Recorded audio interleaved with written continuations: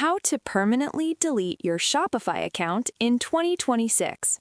If you want to permanently delete your Shopify account, this video will guide you step by step.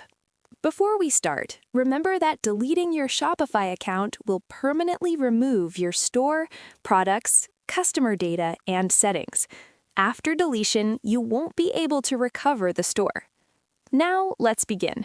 First, open your browser and go to the Shopify admin dashboard. Log in to the store you want to delete. Once you are inside the dashboard, look at the bottom left corner and click on Settings. Inside the Settings page, scroll down and click on Plan. Here you will see information about your current Shopify subscription. Scroll down until you find the option Deactivate Store. Click on Deactivate Store. Shopify will ask you to select a reason for closing your store.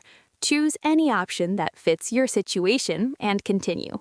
After that, Shopify will ask you to enter your account password to confirm the action. Type your password and click Deactivate Now. Once you confirm, your Shopify store will be permanently closed and your subscription will be canceled. Keep in mind that if you purchased a custom domain through Shopify, you may still need to manage that domain separately.